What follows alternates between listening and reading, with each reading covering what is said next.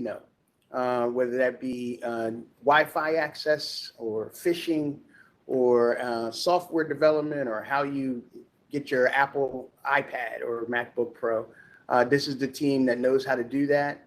It's also the team that has a desktop support service that I'm sure many of you take advantage of.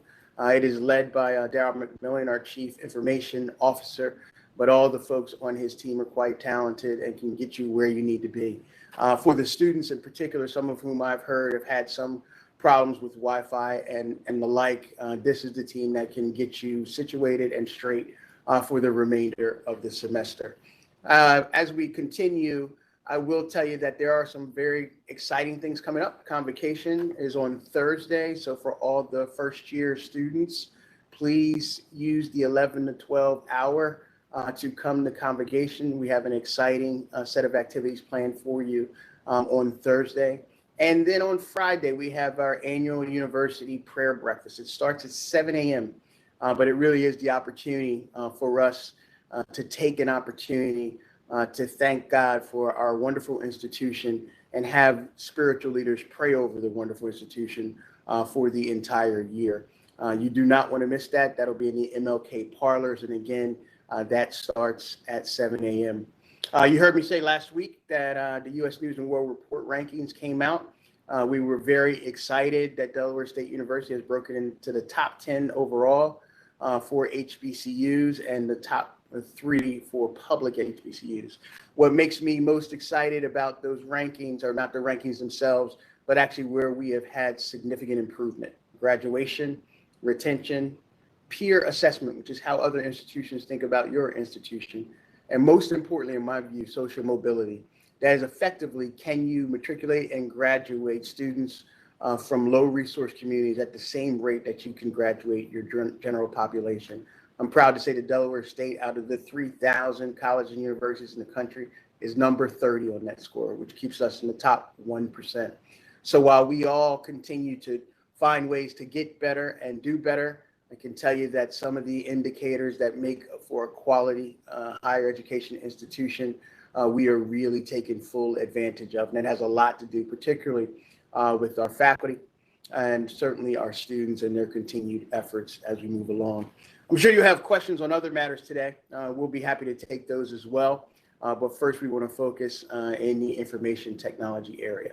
So with that, you always hear me call him Brother McMillan during the Q&A. He actually is going to lead the show today. So Brother Darryl McMillan, Chief Information Officer at Delaware State University. Mr. McMillan. Thank you, Dr. Allen. Glad to be here. Glad to have an opportunity to talk to you a little about the Division of Information Technology. So we're going to kind of kick it off. What you'll find is that as I discuss this, we'll be including all of the key members of our staff that are a part of what we do. So as you look at our first slide, you have the Executive Director of Network Services, who is Russell Weaver, the Director of Academic Technology, Christopher Garland. The Associate Director of Virtual Technology here is Andrea Wilson. We have the Associate Director of Information Technology, Charmaine Babb. We're currently working on bringing in the Executive Director of Application Services. That will be the area that handles applications, the Banner ERP, along with some of our mobile applications that we're looking at. And we also have Donna Akins, who's the Administrative Assistant. When you look at last year and some of the things that have happened, we just wanted to highlight a few items that have occurred. We've had the opportunity to connect our networks between the DSU campus, the DSU downtown, and the Dover proper campus. We've run, and you'll find some additional statistics later, but we've done over 250 Webex events that go from everywhere from the forums to the philanthropy symposium to the annual prayer breakfast. So you'll see all of these things that are listed. We've had the opportunity to update over the last year 60 classrooms and created 10 additional mobile units that we can use to roll into various classrooms as well. Due to the pandemic, we actually established a virtual private network that allowed all of our employees and staff to work remotely. And we've had the opportunity to assist students with 20 additional laptops during the pandemic, and have also had the opportunity to provide hotspots so students would still have the ability to connect to their environment. So we're pretty satisfied with that. Under the academic technology area, you'll find that we have 5 people. Most of you have dealt very closely with Kyle Spalding, Kevin Dickerson, Alan Dutton, and Nestor.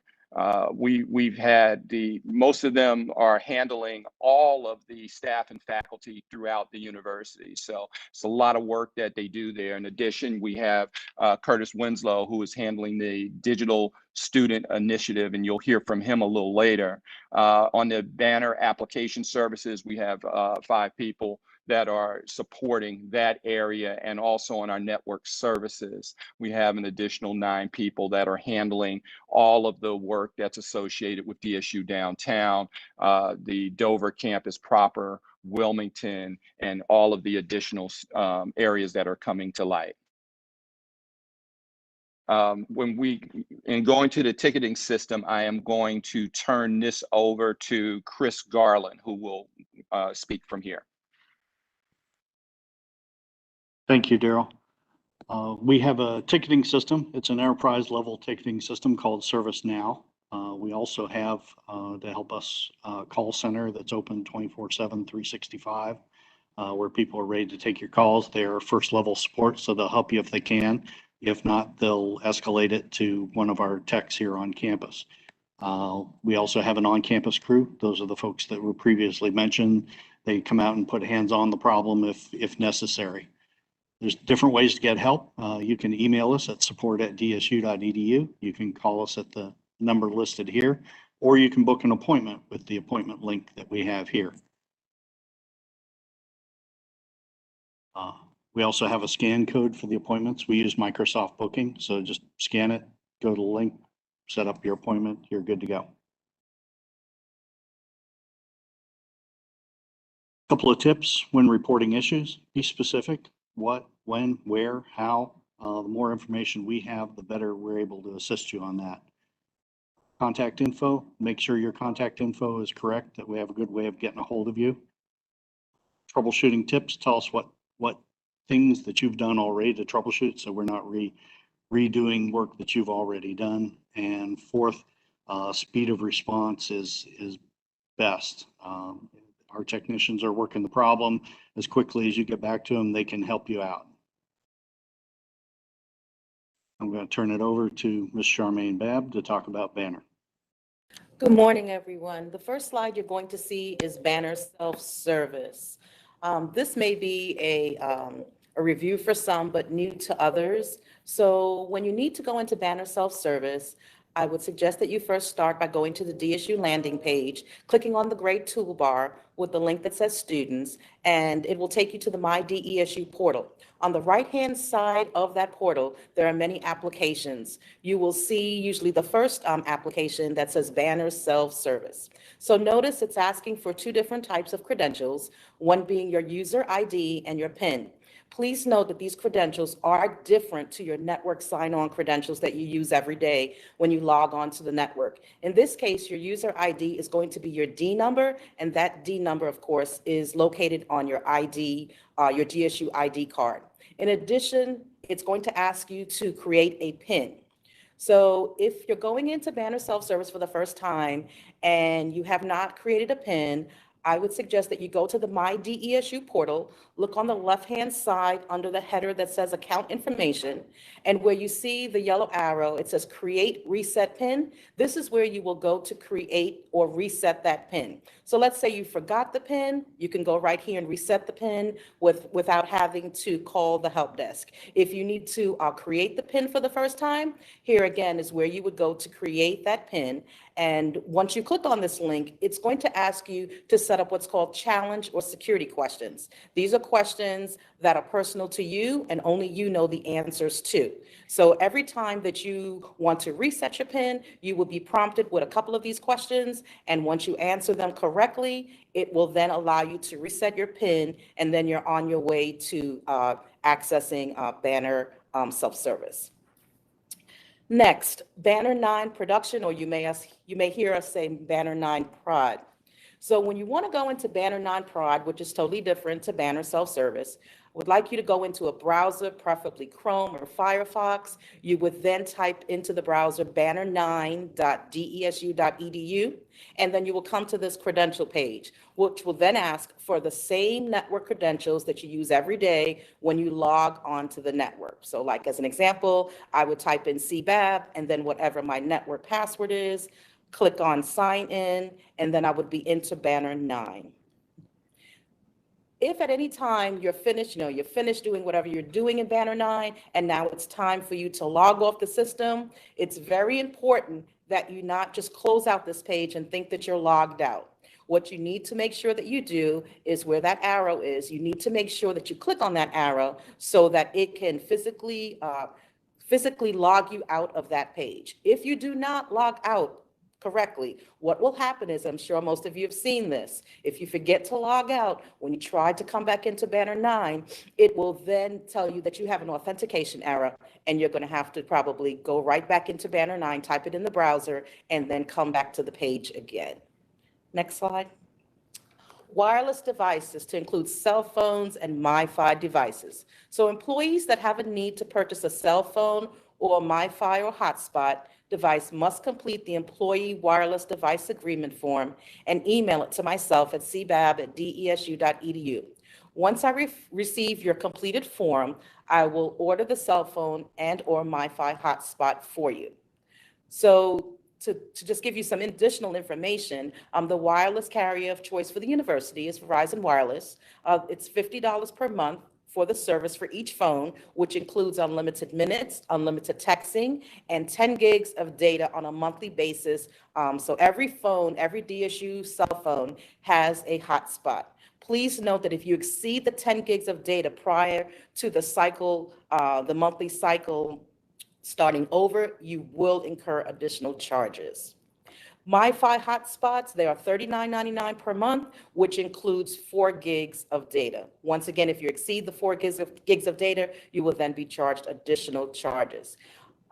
In terms of ordering the devices, please note that that form must be completed to include your supervisor's signature and, of course, the org number or budget number that will be charged every month for that service. Once I receive the completed form, then I will go ahead and order the device or devices. And once they are received, I will then, of course, contact you to pick them up. Next. Beware of cybersecurity attacks. I know you've seen quite a few emails that IT has been sending out alerting you about cybersecurity attacks.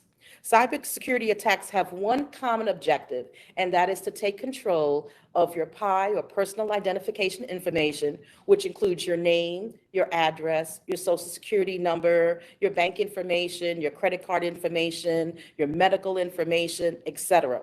While the university, I think, does a really good job with filtering and intercepting thousands of emails coming in every day, it is difficult to block all phishing emails. So it is everyone's responsibility to keep our network safe and secure. Once again, on cybersecurity attacks, as we know, phishing is a type of social engineering where an attacker sends a fraudulent message designed to trick a human victim into revealing sensitive information to the attacker, or to deploy malicious software on the victim's infrastructure like ransomware.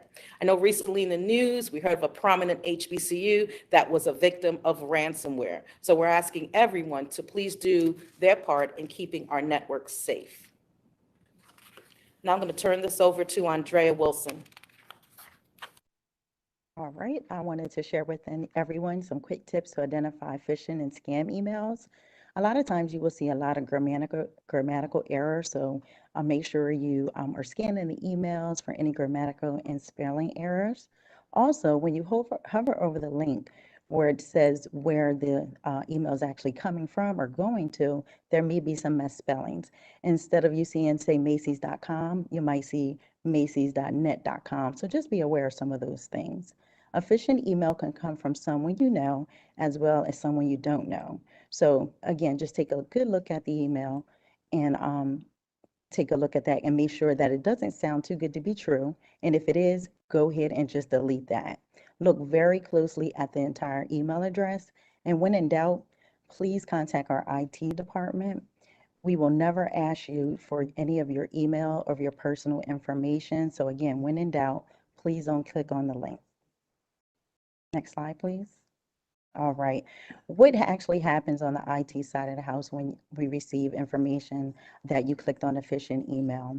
When Microsoft observes a lot of suspicious emails coming from your email account, they will actually put a block on your account. And that's to protect you as well as the network here. We don't want any of your information going out, and we certainly want to make sure that we protect everyone's information here at the university. The IT staff will have to reset your email password. The staff will also need to possibly scan your computer to ensure that none of your files have been corrupted. The IT staff may also have to delete any roles that you have in your email profile that is sending out new incoming emails so it doesn't continue the attacks to other staff members, faculty, or any students. The IT staff will have to delete these emails that were sent to you due to clicking on the link in the phishing email. If you have any questions, again, always contact our help desk, and we will appreciate your partnership in making sure that we keep the network safe. All right, on the horizon, Delaware State University will actually be partnering with KnowBe4. This is a new great platform that will actually assist us with security awareness training and simulated training platform. So it has a lot of interactive training that as you train, you'll actually have fun, but you'll also be learning great content.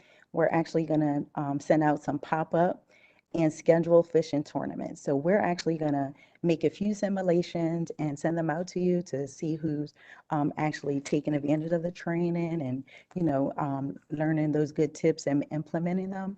And again, they'll be pop-up, and we'll also have some scheduling phishing tournaments. There'll be a fish alert button. So if in the event that you do notice a phishing email come through, you'll actually be able to alert the staff immediately, and we can begin to combat that and remove it from others' emails. We also will have the capability to delete the email. So in the event that you send an alert and let us know that an email is a phishing email, we'll have the capability to remove it from everybody else's, so we reduce that risk. All right. Now, on to Webex. Webex is another platform that we partner with. They're the leading enterprise solution for all of our video conferencing, online meetings, where you can share your screen, conduct webinars, things of that sort. One thing that I want to strongly emphasize is that all staff and faculty here have access to Webex accounts. So there's no additional charge to you or your department for a Webex account. Our official website is desu.webex.com. And with the Webex platform, we're able to conduct Webex events, breakout sessions, meetings, and you'll also have access to conduct personal room meetings as well. Next slide. All right. So Webex actually offers training. They have training weekly, actually, on the event, breakout sessions, anything you need training on. You can go ahead and visit the website listed. They also have thousands actually of different articles on different subject topics. So in the event that it's after hours or you need some information on the fly, feel free to go out to the support link and get additional information.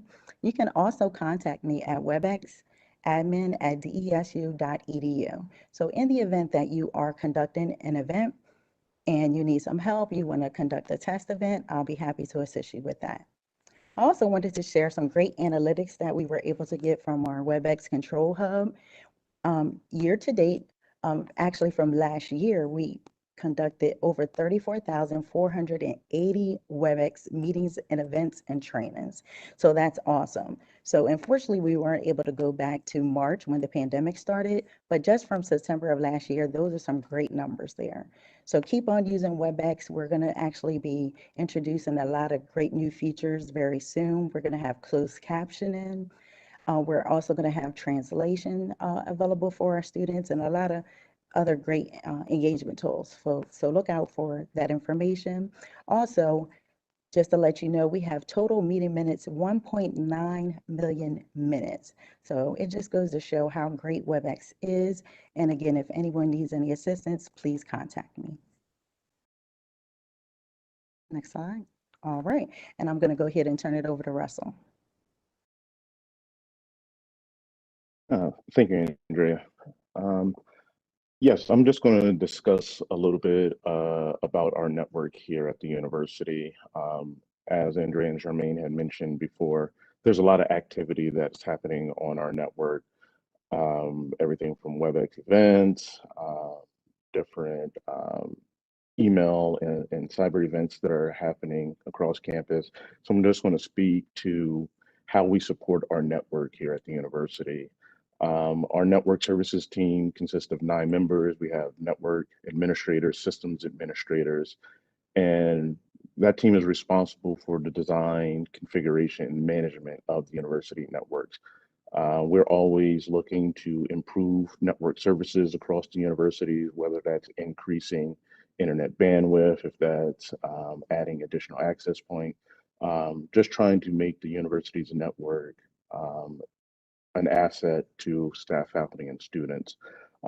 Just to highlight some of the things on our network, between all campuses, including the downtown campus, the Wilmington Kirkwood site, the Sussex campus, we have 15 gigs of internet bandwidth that are being used by staff, faculty, and students.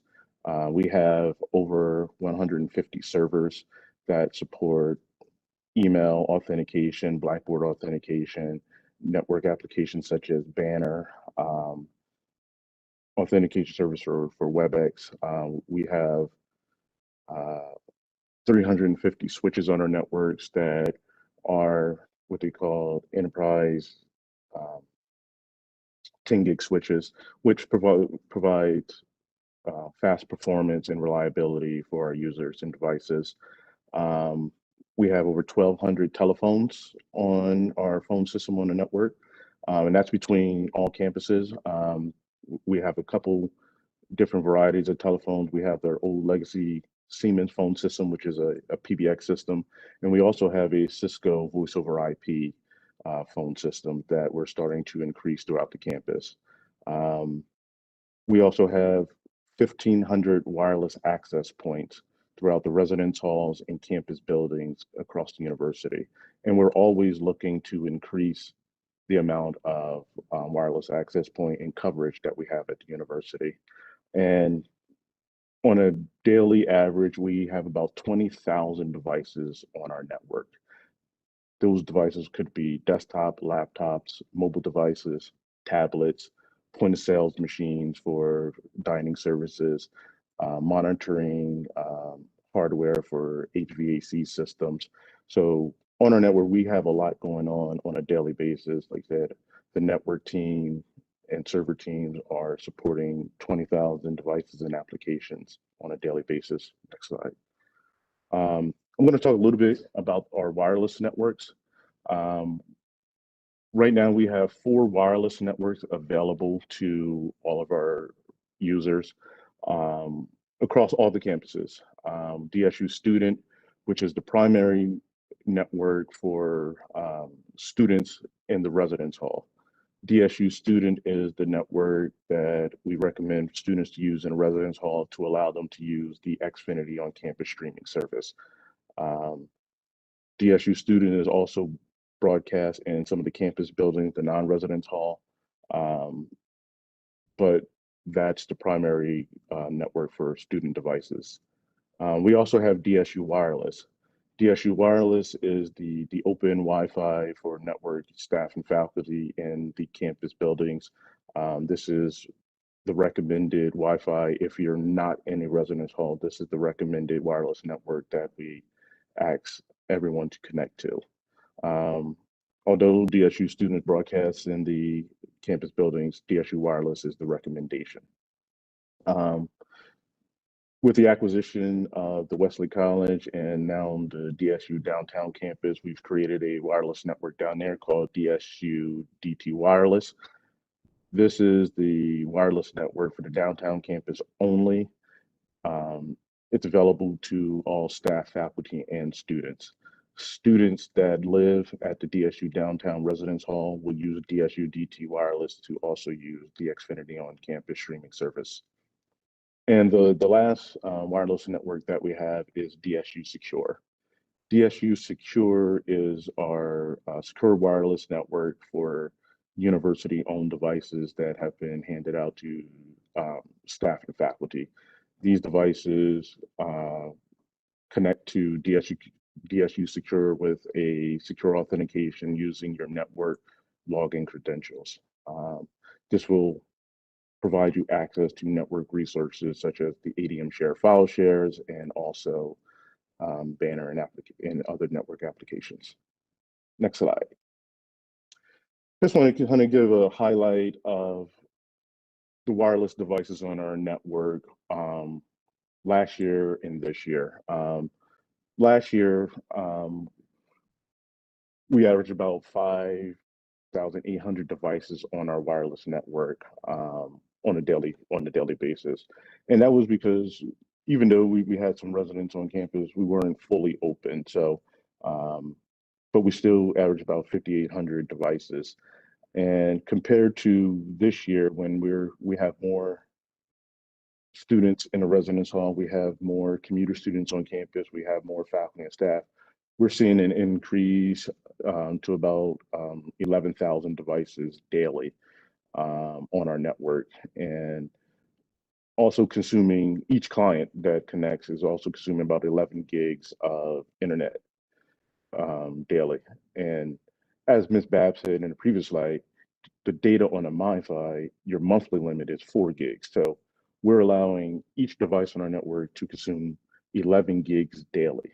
And which in turn means that a lot of people are doing a lot of things.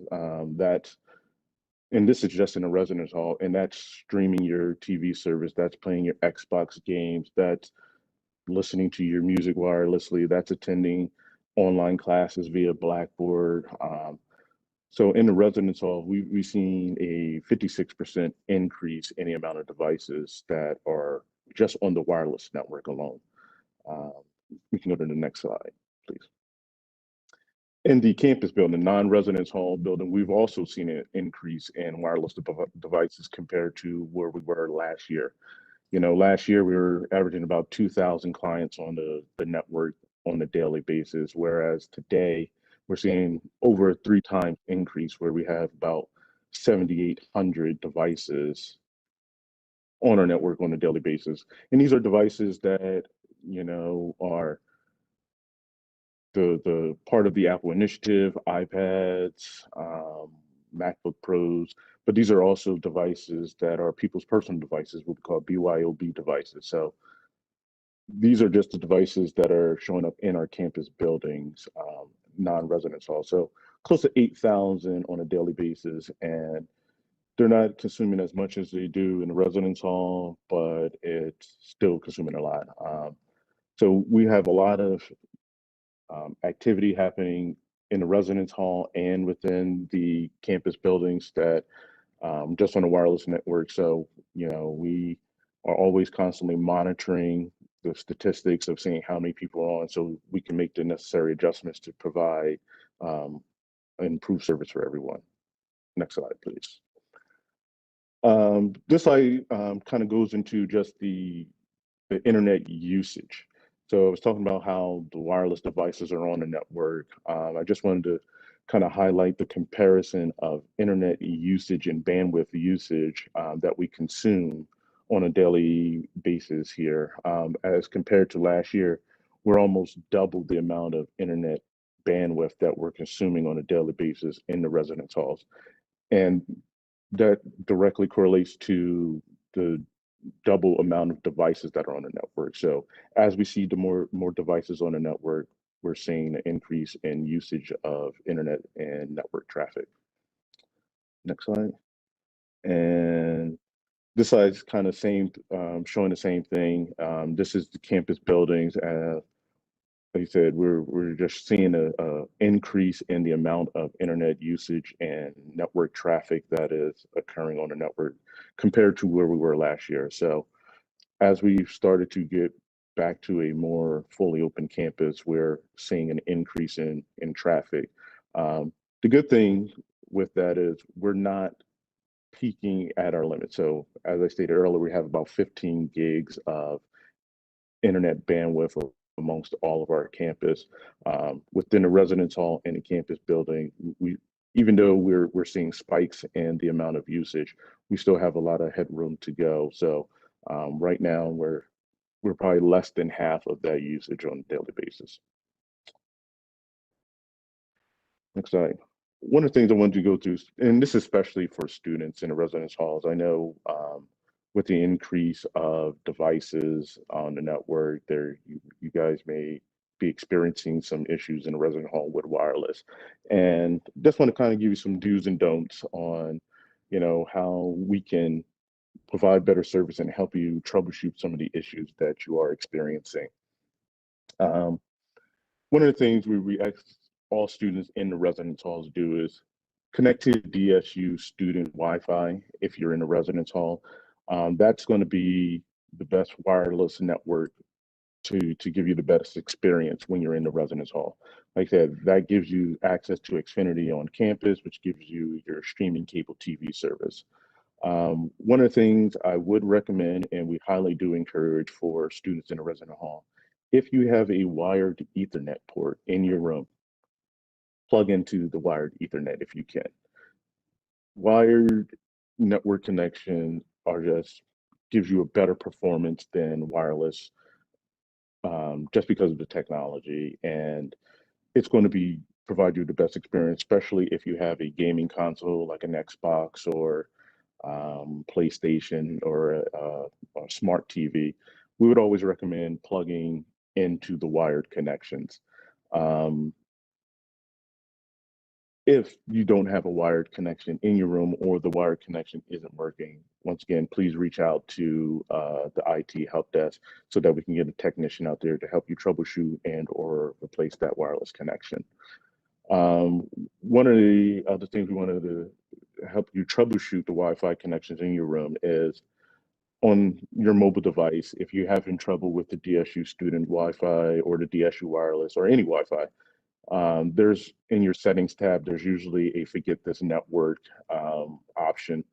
We always say click the forget this network option and then try to reconnect to the wireless network.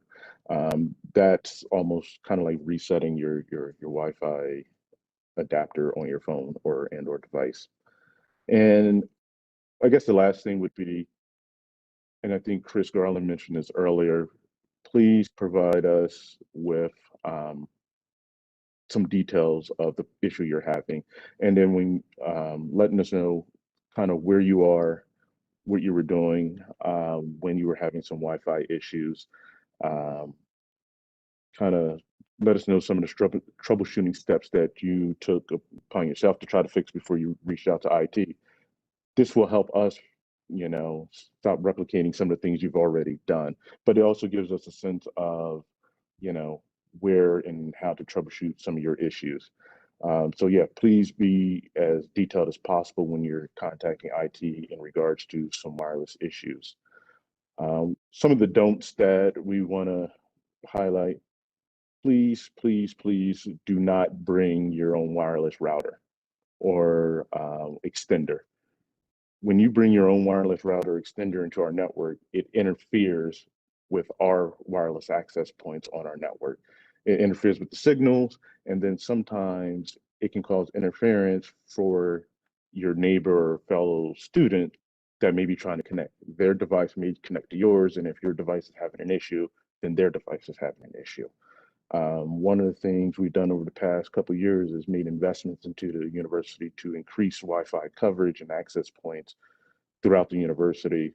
So we have the technology to have it available for you. And if it's not working, we just ask that you contact the IT help desk and we can get someone out there to resolve your issue for you. So please do not bring your own wireless routers or devices onto the network. It's just going to cause more issues than help.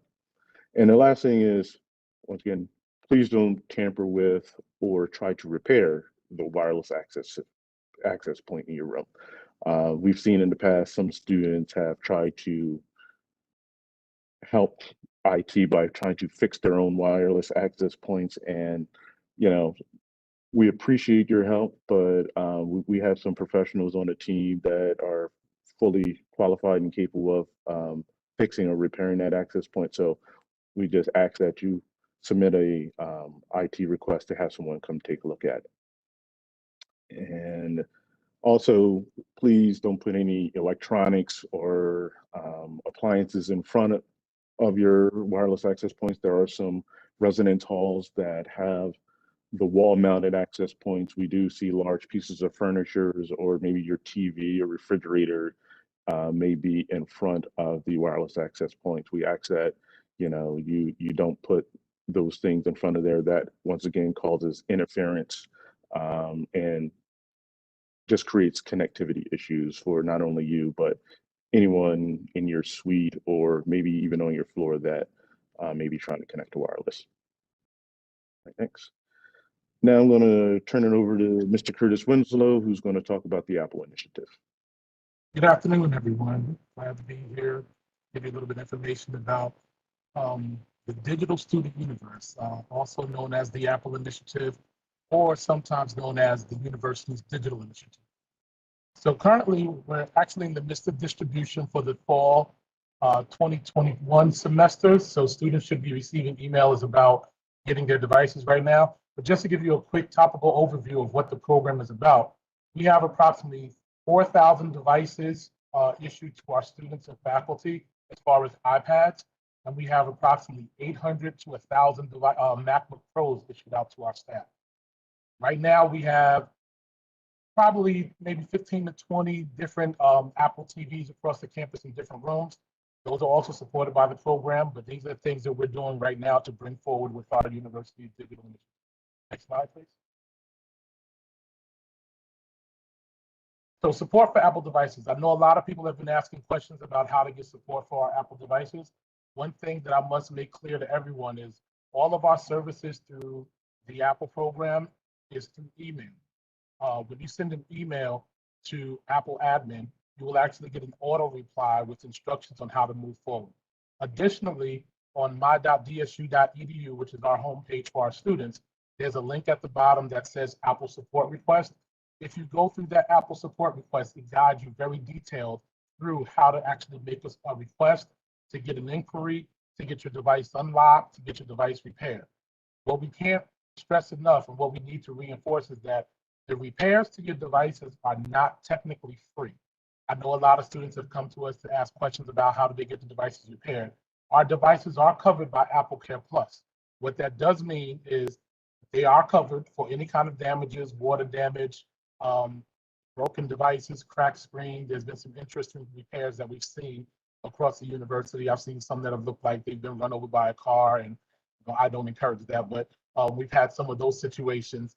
But those repairs are $49.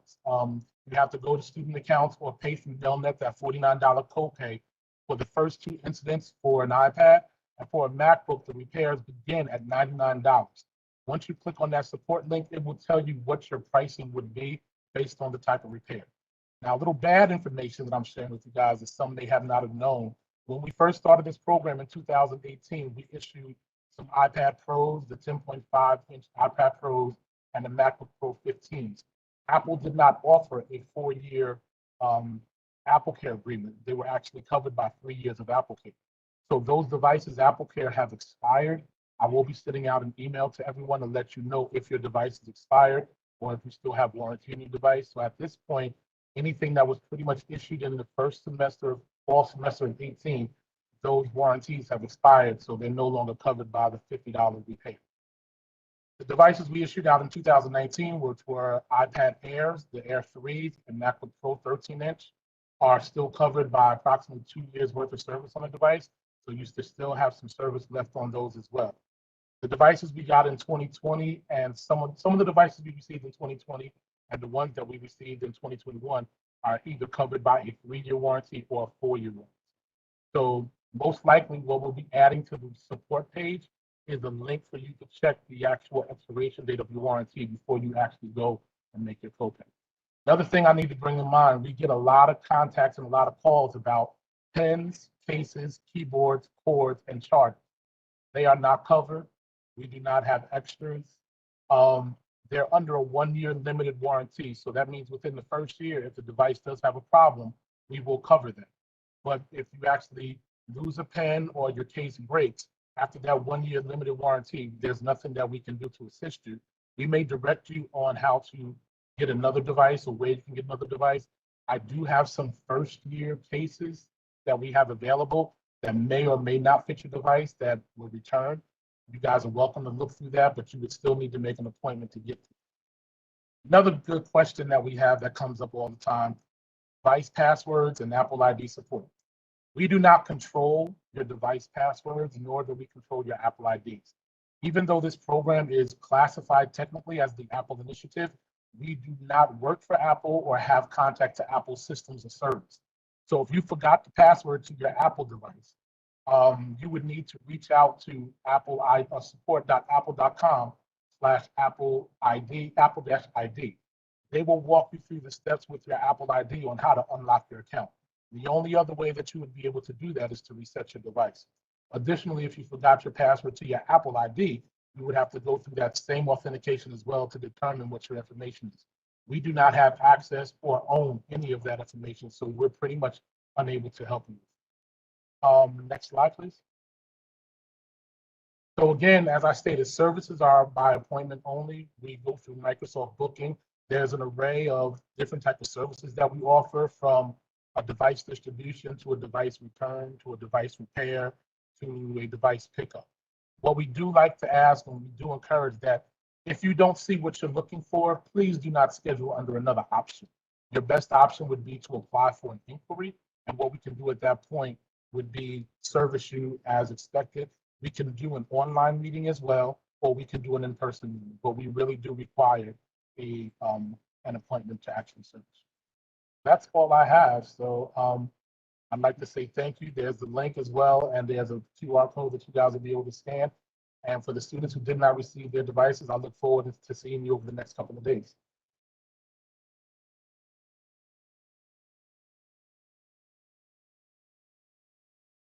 Okay, I want to talk a little bit about some of the upcoming projects that we have from a network services for the university. One of the projects that we're currently working on and we'll be looking to deploy in probably early October is our Citrix Virtual Apps and Desktop, which would be our virtual computer lab. This project will allow students to have the experience of all the application and software that's installed in our computer labs, but being accessed remotely from any device. It's device agnostic. It allows access to software and applications that are Windows-based that you can use from an Apple iPad, Apple MacBook Pro, or Android device. So this initiative allows, like I said, the use of our computer labs, but in a virtual or remote way. So that's coming soon, and that will be being deployed early October 2021. We'll be sending out more communications regarding the virtual computer lab in the next upcoming weeks. The next few items that we're working on all have to relate to cybersecurity. As mentioned earlier in the forum, ransomware, cybersecurity has been a prominent in the news lately, especially targeting colleges and universities. And so what we're doing from an IT perspective is making sure we're putting in the tools and so that we can mitigate that risk. One of the things we're working on is called Splash Access. This will be a wireless network authentication service. This will require for all of our wireless networks, students, staff, faculties, and guests to have to authenticate and log in to our network so that we are aware who's on the network, what devices are on there, and that there's no unauthorized access to our networks. As Ms. Wilson and Ms. Babb was mentioning earlier about ransomware and things like that, the goal of those cybersecurity threats are to get into our network and get access to areas that they're not authorized to cripple and shut down our environment. So Splash Access will control authentication and authorization to the wireless networks. The next one that we're kind of starting to execute now, but will be fully done probably in the next few weeks, is Cisco Umbrella. Without getting too technical in nature, it's just a threat intelligence solution that kind of learns our environment and blocks any requests to malicious sites or domains that are out on the internet.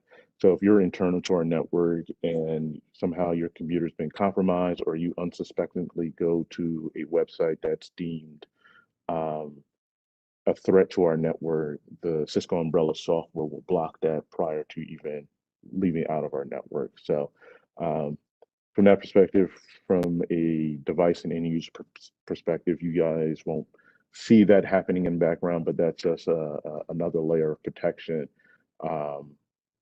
for us to kind of mitigate some of those cyber risks.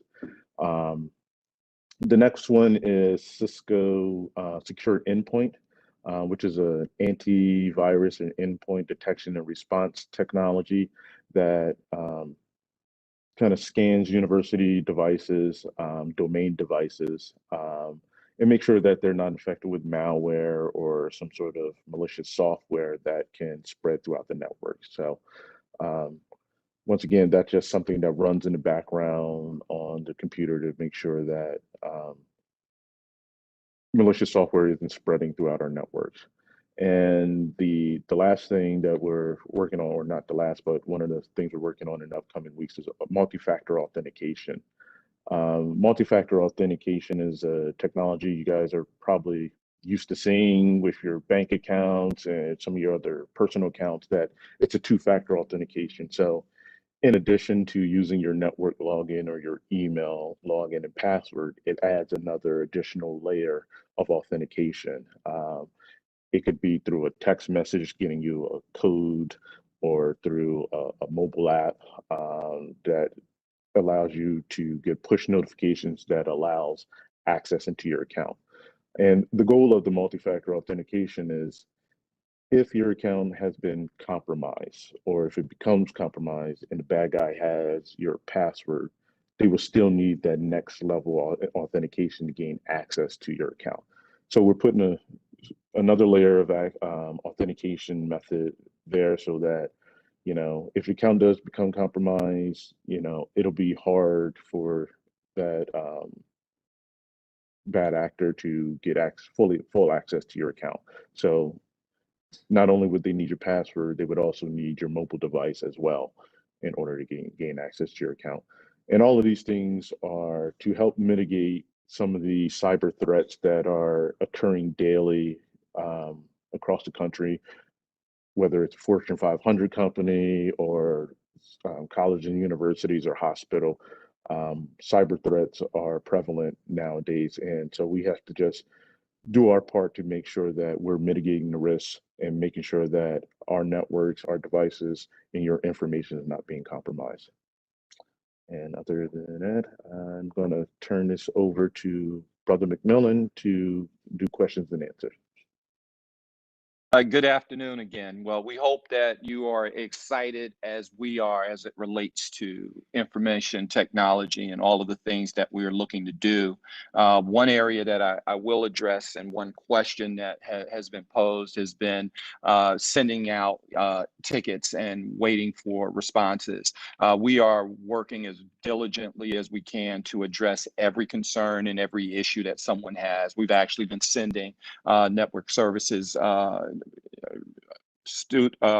network services people out to address areas in residence halls and so forth. So what I'm asking is that if you are having a problem and unable to receive someone and you've been having a delay, please email me directly at dmcmillon, DMCMILLON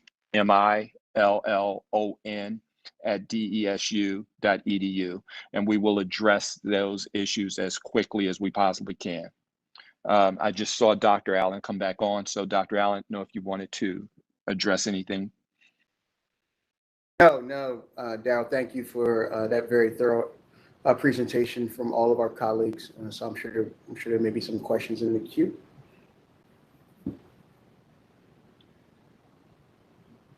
There are currently no questions. When will the, I'm sorry, we just got one. When will the Wellness Center be open again? I don't know. I'm gonna have to turn that one over to you, Dr. Allen. I don't know the answer to that question, but I did not know it was closed today. So I will get that answer quickly. All right. But other than that, no other questions. Okay. Well, to our faculty, staff, and students, take that information that you just heard seriously.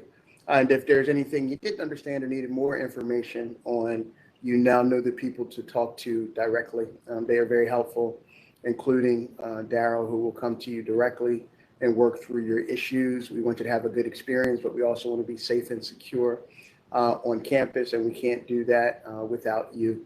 So thank you for all that you're doing and what you were going to do. Remember, convocation for first-year students Thursday at 11. Prayer breakfast Friday beginning at 7 a.m. We have an incredible spiritual leader named Dr. William H. Curtis from Mount Eric in Pittsburgh, Pennsylvania, that will be with us. And then next week, we'll begin to talk about homecoming and what you all can expect as we move into the October timeframe. I appreciate everything you're doing, what you will do. Continue to do well and be well. Take care.